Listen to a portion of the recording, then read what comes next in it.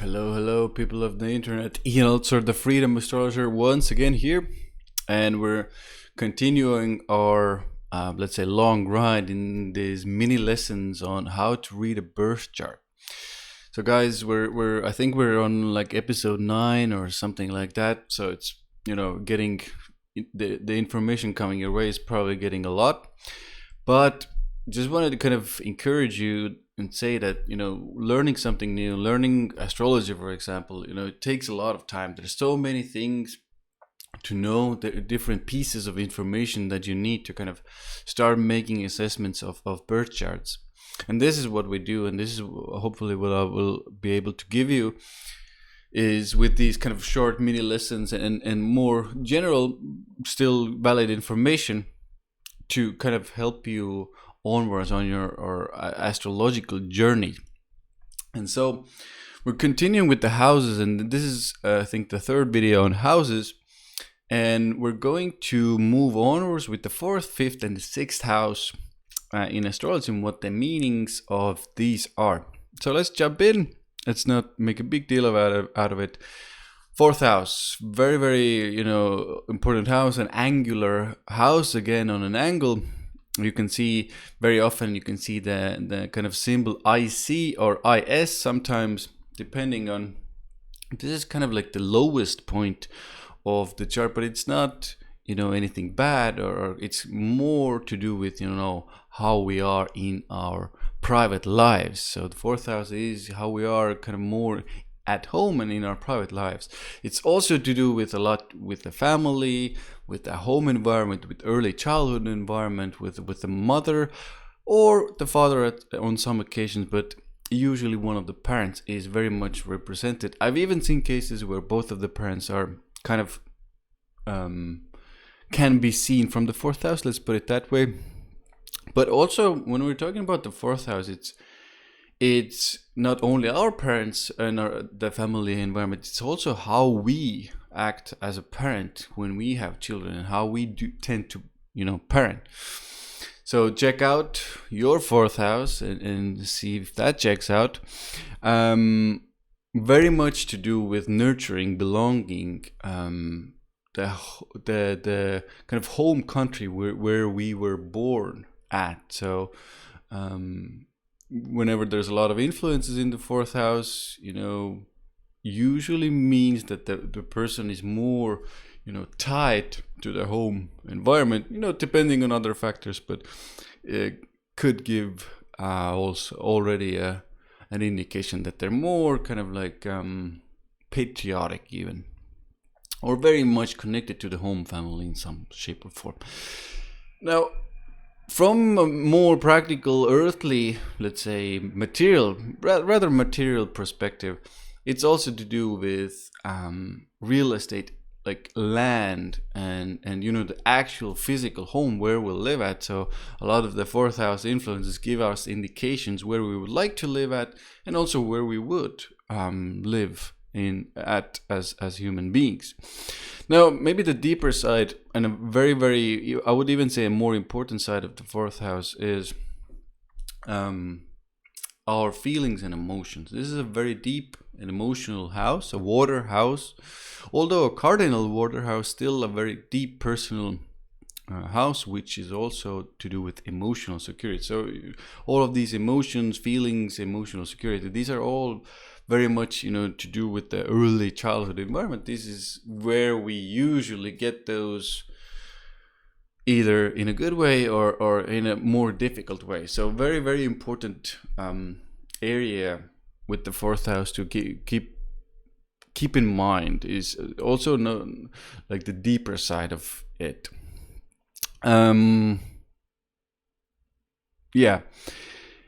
Very much to do with kind of foundations, but more foundations again from home feeling, emotional point of view as well. What did I want to say about the 4th house? I'm looking at my notes.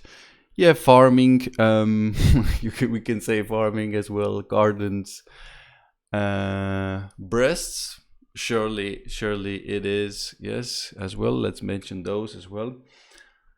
Let me just check if I wanted to say anything else about the fourth. It is a very, very, this is important as well, very, very intuitive house. So wherever there's some sort of influence there, maybe an outer planet, we did a big series with Donnie on these kind of psychic intuitive indicators. There's a lot there with the fourth house as well. It is a very, feeling, and a lot of the intuitiveness comes to us through feelings, through emotion. So there's a very, very big connection there with the emotional life, with the kind of intuitiveness of a human being as well. So when there's some indications there, very, very often the person has, let's say, intuitive psychic gifts as well. Let me just check if I wanted to. It's one of the interesting parts of the fourth house. It very often shows the kind of second part of life. So about after 42, 45, this is the area where you can see what your second life is, or second part of life is going to look like as well. I think I got, from Vedic, more traditional Vedic astrology, and I've started to notice this as well. Fourth house is also to do with vehicles as well, so keep that in mind as well. This is one of the things I really wanted to discuss is it's what we need emotionally in life to be happy. And it's also one of the good practical piece of advice I could give you is whenever you go to the fourth house, look at what's there, and I will show you how to do it in later videos. But whatever it is in the fourth house sign, planets, influences, use those things to create more emotional happiness. Do activities associated with these matters. We talked already about signs, so you know about signs. And if you do those activities, it will help you emotionally be more happy and grounded in life. So keep that in mind. Use it as well. So now, next one is the fifth house. And in this video, guys, we're going to cover the fifth and the sixth as well. So fourth, fifth, and sixth.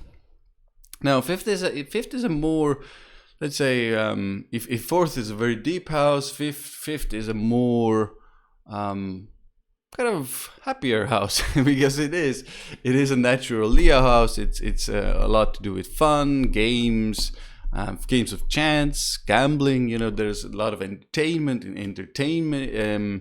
people within the entertainment industry. A lot to do with the fifth house. It's very much to do with creativity, and those, I would say, not only the right side, but it's also like this kind of intellectual creativity as well. It doesn't always have to be that right side kind of feeling creativity. It's very much that left brain creativity house as well. And one of the biggest things about the fifth house is how we express ourselves. So remember, guys, when I told you about kind of like, this is where we start, angular house is where we start, succedent is where we continue. So angular house, fourth house, we build our deep, emotional security foundation, home. Home is our castle. This is where we feel, secure in life. And now once we feel secure, and when we kind of achieve that security, we go into the fifth house when we start to express, when we start to create. And this is one of the reasons the fifth house is a lot to do with our own business as well. So, because a lot of our creativity, what we enjoy to do is the fifth house, like really what it's fun for us to do. So we do it without kind of obligation. So this is one of the reasons. Well, the things in the fifth house, you very often become the things we enjoy in life, and also the business, or kind of at least some part of the career as well. So we talked about the fun, we talked about the self-expression. So the next part is certainly romance, kind of lover type relationships is the fifth house. It's every kind of relationship before marriage or moving in together, but having said that, I have very much noticed that it's not only that, and it's a lot to do with actually, even when you're in a long-term 7th house, which we're going to talk about in the next video, type of relationship, even then 5th house is romance. So even in a long-term relationship, you need to express yourself, you need to do romance, you need to go out, which is the 5th house. So it's a lot to do with that as well. Sex, certainly 5th house topic. Lovers, I already mentioned, parties, restaurants, going out, theaters, drama houses, wherever some sort of performance happens is very much associated with the 5th house. Celebrities, fame, creative arts, yes, charisma, acting. It's also, I think, if I give you one more very important one, it's the talents we're born with into this life. So if you're struggling to kind of find talents, you don't know what your talent is and maybe what your natural talent is, go to the 5th house, and 5th house will show you at least a portion of it, or at least some part of that story. It's a very much a riskier type of house as well. So if you're doing investing, for example, and you're doing like stock markets and stuff like that, because there's so much luck involved there as well. Luck is very much the 5th house as well. These types of riskier kind of investments where there's more luck involved is very much to do with the 5th house. So children, very important topic with the 5th house. Always, in my experience, it always, at the very least, gives indication of what the first child is like. But having, sat down with a lot of people and asked them questions and told them things about their charts, it is also to do with, let's say you have more than one child. It kind of shows the entirety of their experience as well. It's children in general in your life as well. Maybe a little bit more the first child, the second child, the 7th, so on and so forth. What did I want to say about this? I think I have almost said everything I wanted to in this case. Joy, heart. The heart also is the 5th house. Yeah, I think I got everything. Maybe a little bit ego, selfish house at times as well. All about me. Boyfriends, girlfriends. We talked about before the marriage. So it's kind of like a boyfriend, girlfriend type of house as well. High school is 5th house as well. Now, let's go from the very fun house and end this video with, maybe not the funnest of houses, the 6th house, maybe we can even say the most difficult of the houses. And we have all of these things in our life, so it's important to understand the 6th house and not shy away from the 6th house. 6th house is our health, illness, any kinds of problems, open enemies we face every day in our lives. Not every day, but quite often. It's also to do with kind of those daily routines, daily activities we do, kind of diet, exercise routine. The things we do, daily are very much to do with service, very much a service kind of work house.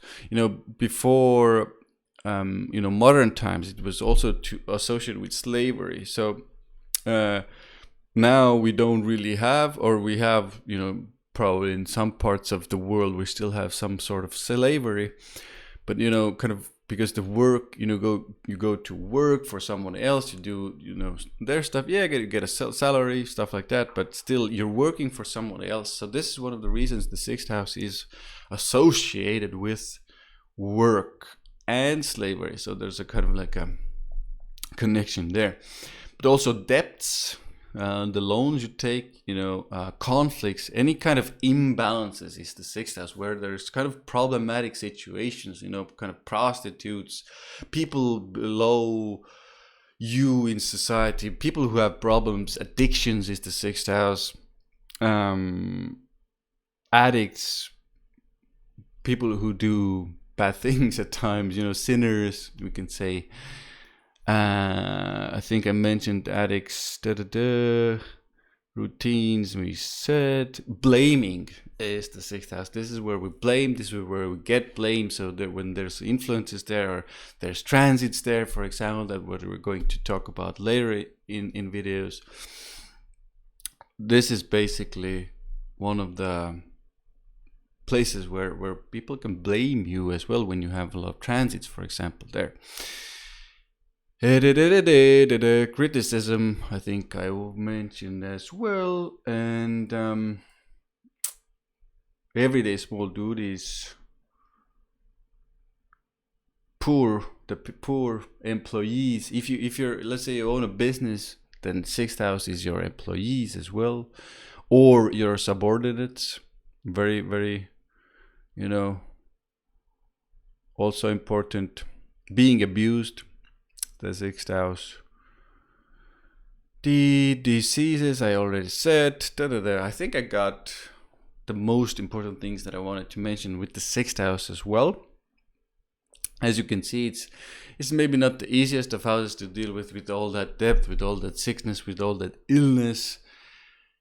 Every time I even start talking about it, kind of start like, it is having like long-term transits there. It does need more work, needs more effort, kind of, to get through it. It needs to be balanced. It is the illness, but it's also kind of how we heal as well, the sixth house, in a lot of ways, what we need to do to heal.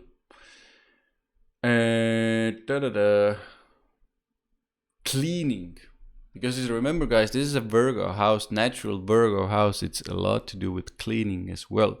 Pets, this almost forgot. Pets is a big thing with the sixth house. Anybody who basically is underneath you in kind of like the societal ladder and needs your help, your service, this is the sixth house. So, I even run out of words sometimes when the sixth house, because it's kind of hard to talk about. But anyway, don't be too scared of the sixth house. Obviously, there are more problems associated with that house. It happens, things happen in life. There's not much we can sometimes do about it. We just have to be there for the pets. We need to be there for the people who sometimes need our servitude and help. Anybody also who is kind of like in more service type jobs is associated with the sixth house as well.